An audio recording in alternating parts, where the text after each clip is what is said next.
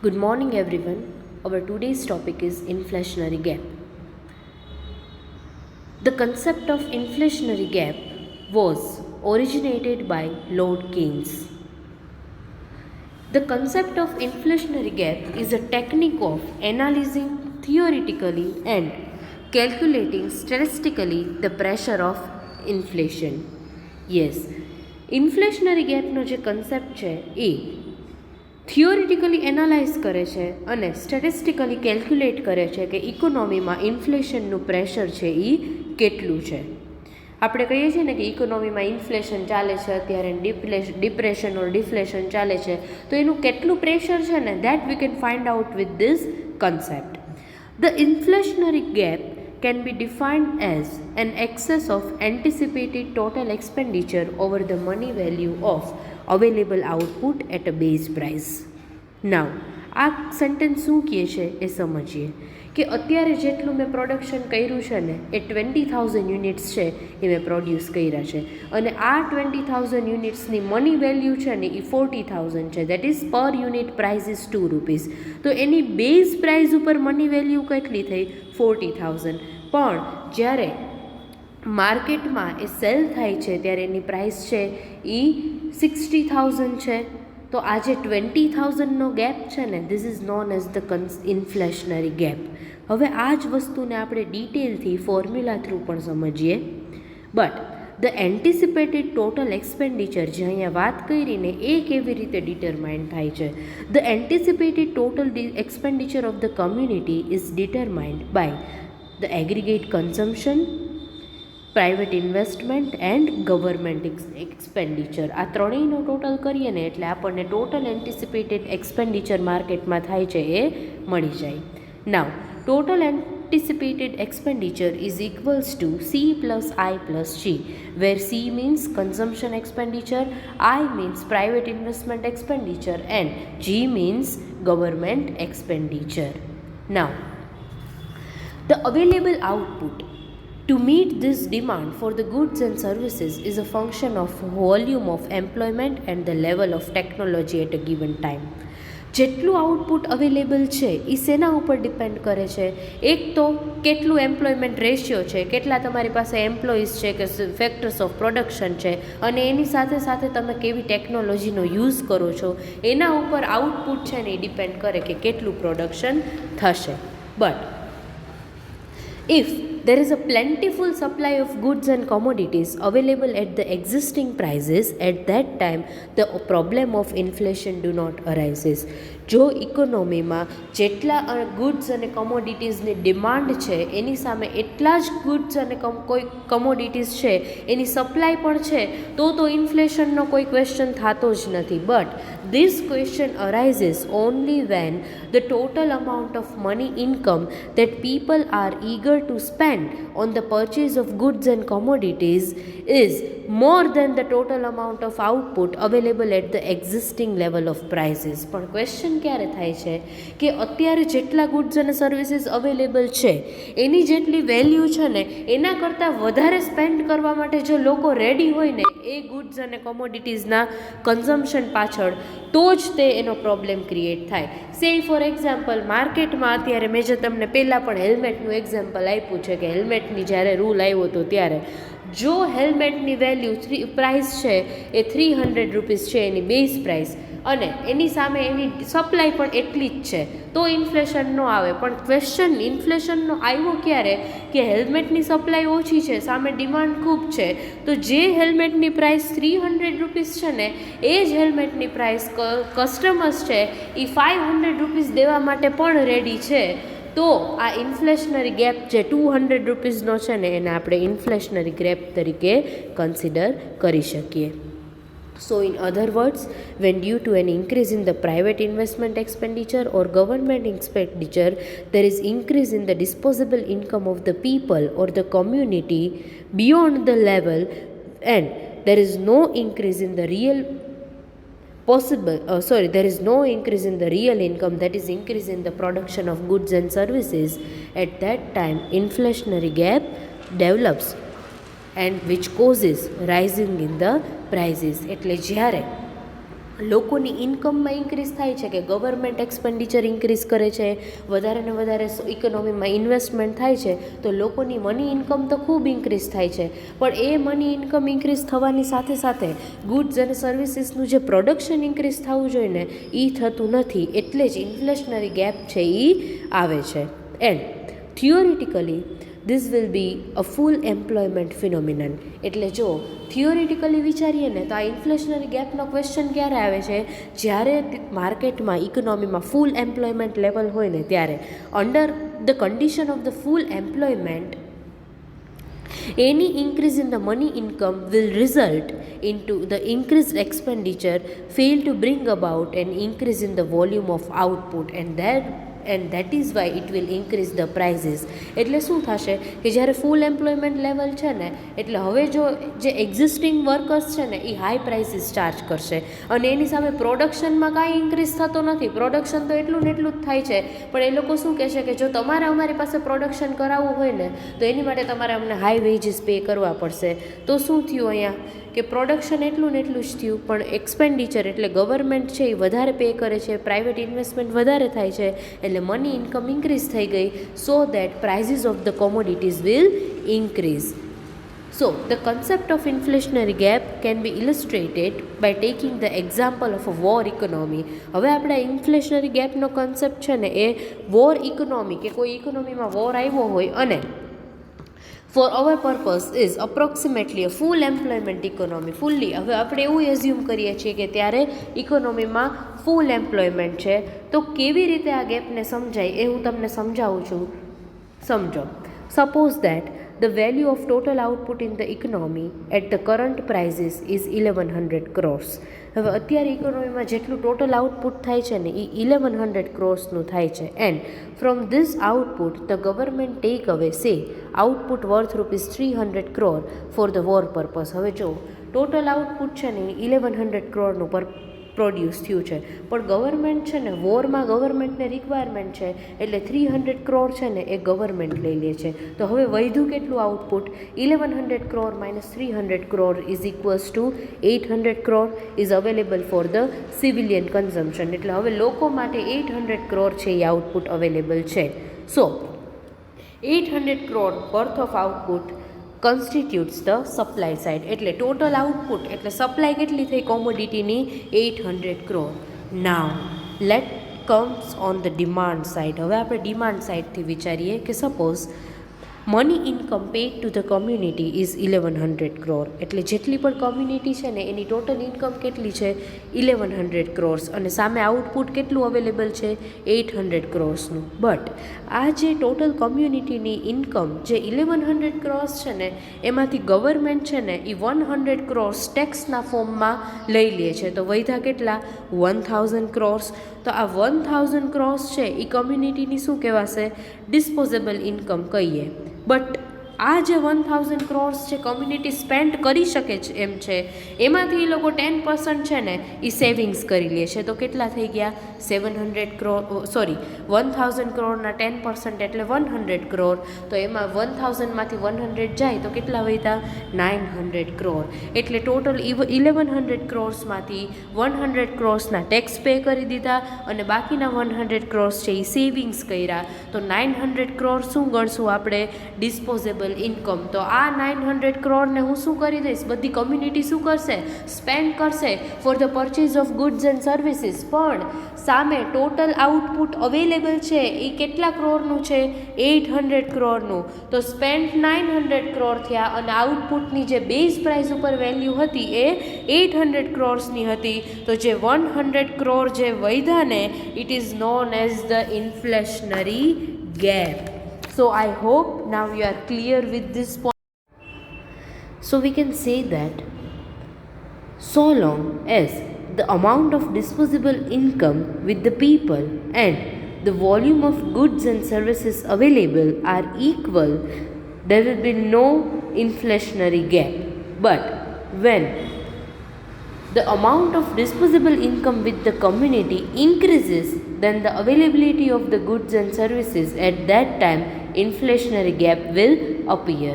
But same way, if the amount of goods, volume of goods and services increases, then the income with the community, at that time deflationary gap will appear. એટલે આ ઇન્ફ્લેશનરી ગેપની opposite situation થઈ કે જ્યારે total goods અને સર્વિસીસનું જે volume available છે ને એ increase થઈ જાય શેના કરતાં, તો જે disposable income with the community છે એના કરતાં. તો એવા ટાઈમે ઇન્ફ્લેશનરી ગેપની બદલે ડિફ્લેશનરી ગેપ વધી જશે. ધ રીઝન ઇઝ સપ્લાય છે એ ડિમાન્ડ કરતાં ઇન્ક્રીઝ થઈ જાય છે.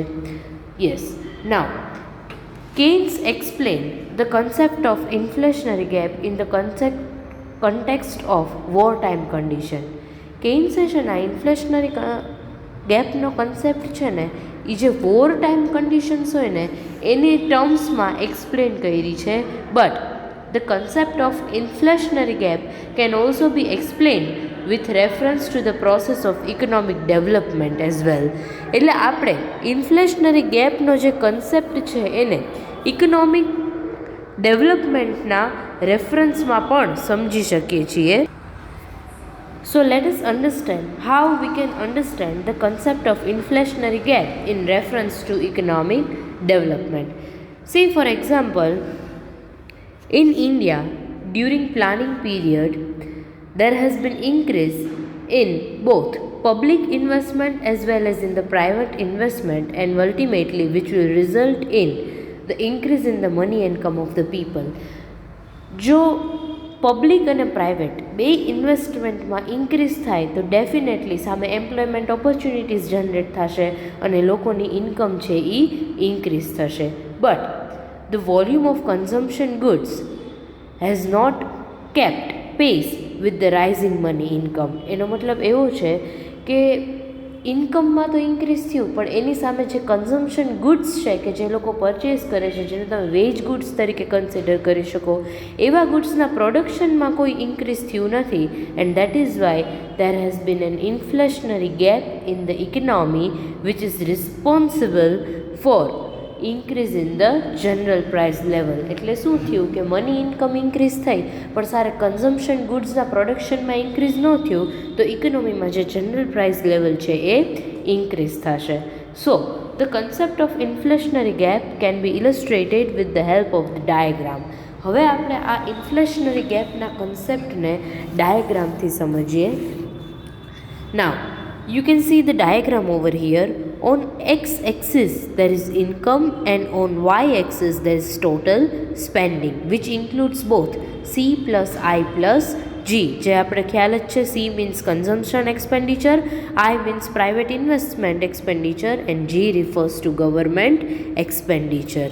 Now let us understand this diagram.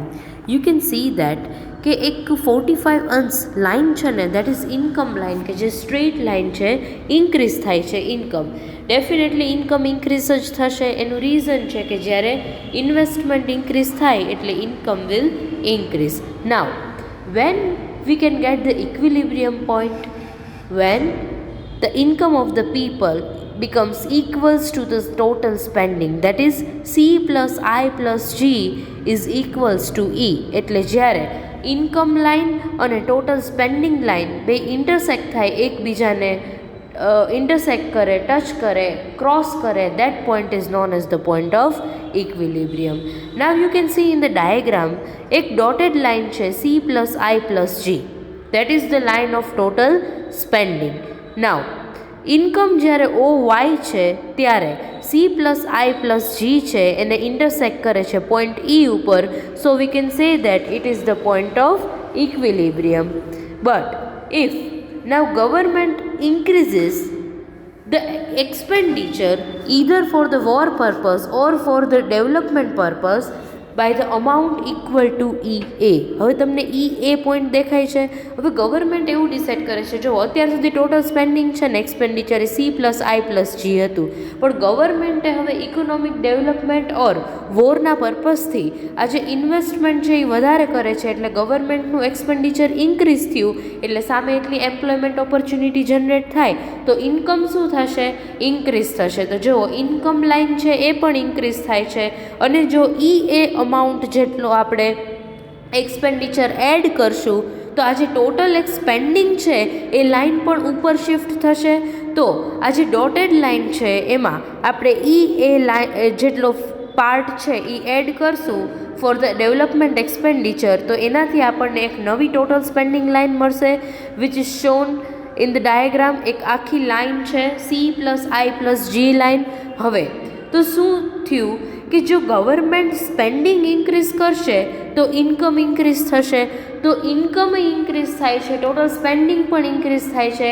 At that time we will get the new equilibrium point which is shown at E1. તો જુઓ તમે, જ્યારે ગવર્મેન્ટ છે એટલે એક્સપેન્ડિચર કર્યું તો ઇન્કમ લોકોની છે એ OY1 થઈ ગઈ, અને એટ દેટ ટાઈમ જે એક્સપેન્ડિચર છે એ ઇન્ક્રીઝ થયો એટલે આપણને એક નવો ઇક્વિલિબ્રિયમ પોઈન્ટ મળશે at E1. So this is shown that when government increases the expenditure whether for the war purpose or for the development purpose, at that time income of the people will increase and ultimately what will happen, income increase થશે તો demand છે એ increase થશે. એટલે આ જે gap છે ને it is known as the inflationary gap. આ ગેપને આપણે ઇન્ફ્લેશનરી ગેપ તરીકે કન્સિડર કરી શકીએ because the real output remains constant. એટલે અહીંયા શું થયું કે તમે જુઓ, આ તમને એક લાઇન દેખાય છે કે ગવર્મેન્ટે વોર પર્પઝથી ટોટલ એ અમાઉન્ટ જેટલું ઇન્ક્રીઝ કર્યું. તો ટોટલ એક્સપેન્ડિચર લાઇન છે એ અપવર્ડ શિફ્ટ થઈ. એન્ડ ડોટેડ લાઇન શું બતાવે છે, it is parallel to the old C+I+G line. એટલે અહીંયા શું થયું કે the real output remains constant at OY, but monetary demand of the output is not EY but it is now YA. એટલે હવે શું થયું કે ઇન્કમ ઇન્ક્રીઝ થઈ ગઈ છે, એટલે જે રિયલ આઉટપુટ છે એ તો OY જેટલું જ છે, પણ એની સામે જે મોનિટરી ડિમાન્ડ છે it is not YE but it is YA.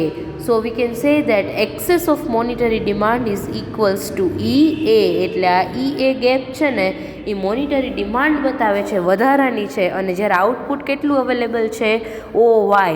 એટલે જો હવે નવો આપણે ઇક્વિલિબ્રિયમ પોઈન્ટ જોતો હોય ને તો એની માટે થઈને આઉટપુટ પણ ઇન્ક્રીઝ કરવું પડે, તો જ આપણે પાછું ઇન્કમ અને આઉટપુટ છે અને જે ટોટલ સ્પેન્ડિંગ છે બે ઇક્વલ થઈ જાય. નાવ એ પોઈન્ટ છે એ શું બતાવે છે આપણને, ઇન્ફ્લેશનરી ગેપ બતાવે છે કે જો એટલું ને એટલું આઉટપુટ પ્રોડ્યુસ થશે તો એની સામે ઇન્કમ છે એ ઇન્ક્રીઝ થઈ ગઈ છે, મોનિટરી ડિમાન્ડ એવું ન થાય એની માટે થઈને રિયલ આઉટપુટ ઇન્ક્રીઝ કરવું પડે. અધરવાઇઝ આ એ પોઈન્ટ છે ને એટલો ઇન્ફ્લેશનરી ગેપ છે ઇકોનોમીમાં રહેશે જ. નાવ ઇન્ફ્લેશનરી gap can be reduced or bridged by adopting the following method. તો હવે આ જે ઇન્ફ્લેશનરી ગેપ છે એને આપણે રિમૂવ કરવો છે તો એ કેવી રીતે કરી શકીએ? તો there are two methods for it. The first is by reducing the disposable money income with the community.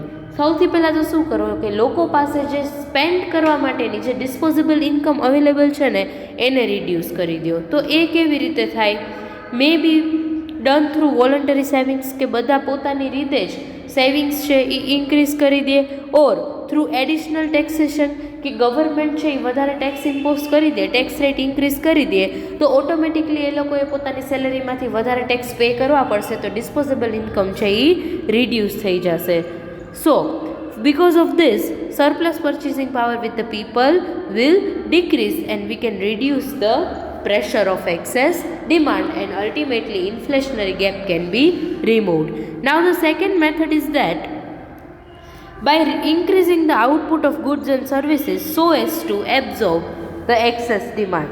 હવે બીજો ઓપ્શન એ છે આ ઇન્ફ્લેશનરી ગેપને રિમૂવ કરવાનો કે આઉટપુટ છે ને એ ઇન્ક્રીઝ કરી દો. It means we have to produce more goods and services so that કે જે આ એક્સેસ ડિમાન્ડ છે ને એની સાથે સપ્લાય કોપઅપ થઈ જાય અને આ ઇન્ફ્લેશનરી ગેપ છે એ રિમૂવ થઈ જાય. So in this diagram you can see that output should increase to output છે should be increased from OY to OY1. એટલે આઉટપુટને જો તમે OYમાંથી OY1 સુધી ઇન્ક્રીઝ કરી દો તો આપણને નવો ઇક્વિલિબ્રિયમ પોઈન્ટ E1 છે એ મળી જાય. અધરવાઇઝ શું થશે, આ ઇન્ફ્લેશનરી ગેપ છે એ એઝ ઇટ ઇઝ રહેશે. Now we will understand the significance of the concept of inflationary gap. As we had discussed earlier that the concept of inflationary gap is very important in the practical sense because it enables us to measure statistically the pressure of inflation in the economy. With the help of this concept, we can measure the proportion or the pressure of inflation. It also helps the government and monetary authorities in the formulation of various inflationary measures કે anti inflationary measures, કારણ કે inflation છે ને કોઈ પણ economy માટે સારું નથી, તો ગવર્મેન્ટ છે એ ડિફરન્ટ એવી પોલિસીસ ફોર્મ્યુલેટ કરવામાં ગવર્મેન્ટને આ કન્સેપ્ટ છે એ હેલ્પફુલ થાય છે. સો in other words this concept indicates the direction and extent two which the various anti-inflationary measures should be pursued by the authorities. એટલે બધી જે ઓથોરિટીઝ છે ને, મોનિટરી ઓથોરિટીઝ, એ લોકોને ખ્યાલ આવે કે કયા વેમાં, કયા ડિરેક્શનમાં એ લોકોએ આ જે એન્ટી ઇન્ફ્લેશનરી મેજર્સ છે એની ઉપર વર્ક કરવાનું છે. And Keynes has used this concept not only to emphasize the strategic significance of the flow of money income influencing the price level, but also he stressed the primary importance of the fiscal measures like taxes and public borrowings for wiping out inflationary gap. એટલે કેન્સે આ કન્સેપ્ટને ખાલી એટલે money income જ price લેવલને influence કરે છે ને એવું સ્પેસિફાઈ કરવા માટે યુઝ નથી કર્યો, but along with that it also emphasis on the measures like taxes and public borrowings. એટલે આ ઇન્ફ્લેશનરી ગેપ છે ને એને વાઇપ આઉટ કરવા માટે, એને રિમૂવ કરવા માટે આ ટેક્સીસ અને પબ્લિક બોરોવિંગ્સ છે એ પણ કેવી રીતે હેલ્પફુલ થાય છે ને એ એક્સપ્લેન કરે છે. પબ્લિક બોરોવિંગ્સ એટલે શું? ગવર્મેન્ટ છે એ ક્યારેક ટ્રેઝરી બિલ્સ ઇસ્યુ કરે તો એનાથી શું થાય કે પબ્લિકે પરચેસ કરે તો મની છે એ ગવર્મેન્ટ પાસે વયા જાય, તો ઓટોમેટિક લોકોને આ સેવિંગ્સ થઈ ગયું અને માર્કેટમાંથી એટલો મની સપ્લાય રિડ્યુસ થઈ ગયો, એટલે એક્સેસ ડિમાન્ડ છે ને up to certain level we can reduce with this concept. So inflationary concept છે એ કેન્સ છે આવી ડિફરન્ટ રીતે આપણે ઇકોનોમીમાં હેલ્પફુલ થાય છે to reduce the pressure of inflation from the economy, and he also emphasis on the taxes and public borrowings. So it was all about the concept of inflationary gap. એન્ડમાં પાછું કહી દઉં ઇન્ફ્લેશનરી gap શું છે કે તમારી પાસે જેટલી ડિસ્પોઝેબલ કમ્યુનિટીની જેટલી ટોટલ ડિસ્પોઝેબલ મની ઇન્કમ છે ને એ વધારે છે અને એની સામે ગુડ્સ અને સર્વિસીસની જે અવેલેબિલિટી છે એ ઓછી છે. So when the disposable income of the people is greater than the available value of the goods and services, at that time the difference is known as the inflationary gap. Now our next topic is remedies of inflation.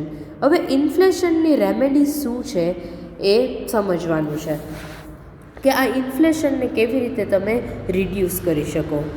Yes, inflation is a great economic and social evil. એને છે ને એક સામાજિક અને ઇકોનોમિકનું એક દૂષણ તરીકે consider કરાય છે.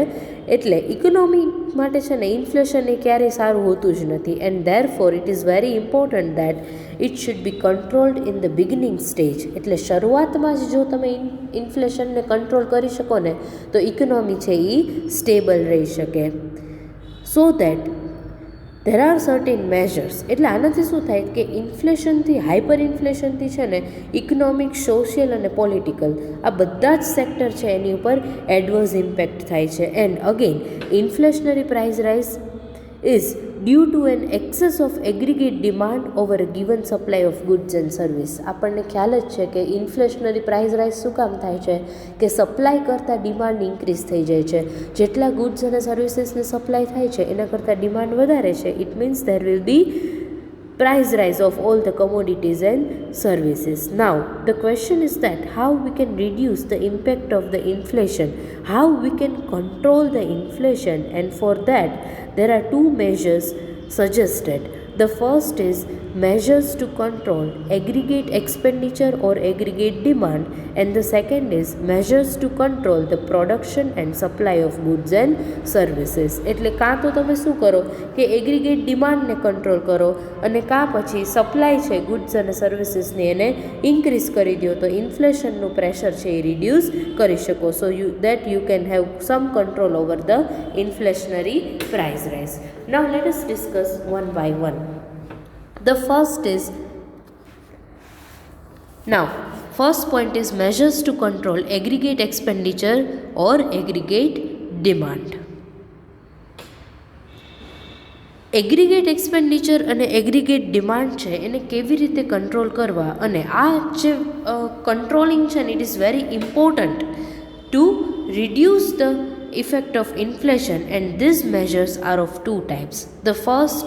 Four types. The first is monetary policy, the second is fiscal policy, the third is price control and rationing, and fourth is wage freeze policy.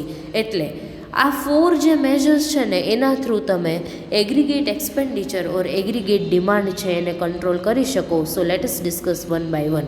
First of all we will understand the monetary policy. I think now you are clear with the monetary policy, right? We have already discussed the monetary policy, that is monetary policy ના જે quantitative અને selective qualitative measures છે. Monetary policy is the policy of the government through which it can control the credit from the market. Credit supply છે, velocity of circulation of money. It means કે માર્કેટમાંથી quantity of money છે credit control government monetary policy through કરે છે. And monetary policy occupies a very important part in the anti inflationary policy. ઇન્ફ્લેશનને reduce કરવા માટે monetary policy છે એ બહુ મહત્ત્વનો ભાગ ભજવે છે. But in recent years its importance has been restressed. Now as you know that monetary policy is the policy of the central bank, that is Reserve Bank of India. In case of India, central bank of the country pertaining to currency and credit involves the regulation and control of the volume of currency and credit. Monetary policy નો main purpose શું છે કે કન્ટ્રીમાંથી currency અને ક્રેડિટનું volume છે ને એને control કરવો. It means જે ક્રેડિટ અને કરન્સી છે ને એટલો જ એનો સપ્લાય ઇકોનોમીમાં હોવો જોઈએ જેટલી એની રિક્વાયરમેન્ટ છે. And monetary policy two control inflation is based on the assumption that an inflationary price rise is due to excess of monetary demand for goods and services expressed by the increased total expenditure which is made possible by the expansion of bank credit. એટલે અહીંયા monetary policy છે એ એવું assume કરીને ચાલે છે કે ઇન્ફ્લેશનરી price rise શું કામ આવે છે કન્ટ્રીમાં. એનું રીઝન એક જ છે કે મોનિટરી ડિમાન્ડ છે ને કોઈ પણ ગુડ્સ અને સર્વિસીસની એ ઇન્ક્રીઝ થઈ જાય છે. એનું રીઝન શું છે? Expansion of bank credit. એટલે જો બેંક ક્રેડિટ વધશે ઇટ મીન્સ લોકોની ઇન્કમ ડિસ્પોઝેબલ ઇન્કમ ઇન્ક્રીઝ થાય છે અને અલ્ટિમેટલી ગુડ્સ અને સર્વિસીસની ડિમાન્ડ પણ ઇન્ક્રીઝ થાય છે. And in order to control inflation, the central bank adopts tight money policy or dear money policy. એટલે આ ઇન્ફ્લેશનને કંટ્રોલ કરવા માટે થઈને central bank that is RBI in case of India adopts tight money policy or dear money policy, and the aim of the dear money policy is the contraction of bank credit. આ જે dear money policy છે ને એના through government એટલે reserve bank of India છે એ ઇન્ફ્લેશનને control કરવાની try કરે છે. અને આ ડિયર મની પોલિસીનો મેઇન ઓબ્જેક્ટિવ શું છે? It is contraction of bank credit. That is bank credit છે એ કેવી રીતે રિડ્યુસ કરવી. Now dear money policy includes some main measures like first is central bank increases the bank rate with a view to making credit costly and thereby prevents speculative and non-essential investment. સૌથી પહેલાં તો central bank છે એ dear money પોલિસીમાં શું કરશે કે bank rate છે ને એને ઇન્ક્રીઝ કરી દેશે. બેંક રેટ શું છે? The rate at which RBI provides loan to commercial banks, અને એ જ રેટ ઉપર કમર્શિયલ બેંક્સ છે એ પબ્લિકને લોન પ્રોવાઈડ કરશે. એટલે જો લોન્સના બેંક ક્રેડિટના રેટ્સ જ ઇન્ક્રીઝ થઈ જાય તો લોકો ઓટોમેટિકલી લોન લેવાનું બંધ કરી દેશે, રિડ્યુસ કરી દેશે, અને એટલો માર્કેટમાં મની સપ્લાય છે એ reduce થઈ જશે. The second measure under dear money policy is that the central bank sells the security in the open market and thereby bring about a reduction in the cash reserve of the commercial bank. Yes, open market operations if you remember. તો central bank શું કરશે second મેજરમાં કે માર્કેટમાં security cell કરશે. Security cell કરે તો purchase કોણ કરશે? Commercial banks. હવે આ બધી કમર્શિયલ બેંક સિક્યોરિટી પરચેસ કરે તો સિક્યોરિટી કમર્શિયલ બેંક્સ પાસે જશે અને કમર્શિયલ બેંક્સના મની છે એ કોને પે કરશે? એ આરબીઆઈને. તો કમર્શિયલ બેંકનું કેશ રિઝર્વ એમને ઓછું થઈ ગયું બિકોઝ એણે સિક્યોરિટી આરબીઆઈ પાસેથી પરચેસ કરી લીધી. તો હવે એટલું રિઝર્વ રિડ્યુસ થઈ ગયું તો એટલી લોન કે ક્રેડિટ પણ માર્કેટમાં ઓછું પ્રોવાઈડ કરશે. નાવ the third major of the dear money policy is that the central bank directs the commercial bank to increase the cash reserve ratio which they have to keep with it. Yes, cash reserve ratio CRR, which means every commercial bank is supposed to keep certain percentage of its total deposit in the form of cash reserve with the RBI. એટલે RBI શું કરશે કે આ commercial બેંક્સના CRR છે ને એને increase કરી દેશે એટલે ઓટોમેટિકલી એની કેશ છે એ રિડ્યુસ થઈ ગઈ અને સામે એટલી ક્રેડિટ લોન પણ રિડ્યુસ થઈ જશે. દેન the central bank imposes straight selective credit control measures like credit rationing, increase in the marginal requirement and regulation of the consumers credit etc. એટલે આ બધા સિલેક્ટિવ મેજર્સ ઓફ આરબીઆઈ છે. આ બધા measures આપણે ક્રેડિટ કંટ્રોલના ઓલરેડી લાસ્ટ સેમેસ્ટરમાં ભણી જ ગયા છે. મોનિટરી પોલિસીમાં credit control instruments of monetary policy.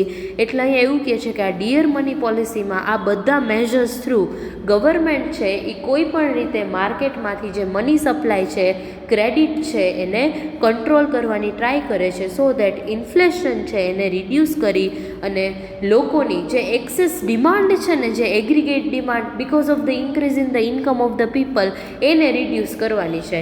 એટલે કોઈ પણ રીતે લોકોની ઇન્કમ ઇન્ક્રીઝ ન થવી જોઈએ. અધરવાઇઝ શું થાય? બેંક પાસેથી વધારે ને વધારે લોન લેશે અને અલ્ટિમેટલી માર્કેટમાં એટલા ગુડ્સ અને સર્વિસીસ છે એ વધારે કન્ઝ્યુમ થશે. એવું ન થાય એ માટે થઈને ગવર્મેન્ટ છે એ first of all monetary policy છે થ્રુ ક્રેડિટ કંટ્રોલ કરવાની ટ્રાય કરે છે. So this is about the monetary policy, but the limitation of the monetary policy we will discuss in our next session. So we will continue this topic in our next session. I hope now you are clear with the concept of inflationary gap and remedies of inflation માં આપણે just monetary policy નો meaning સમજ્યા છીએ. We will continue the same topic in next session. Thank you very much. See you all.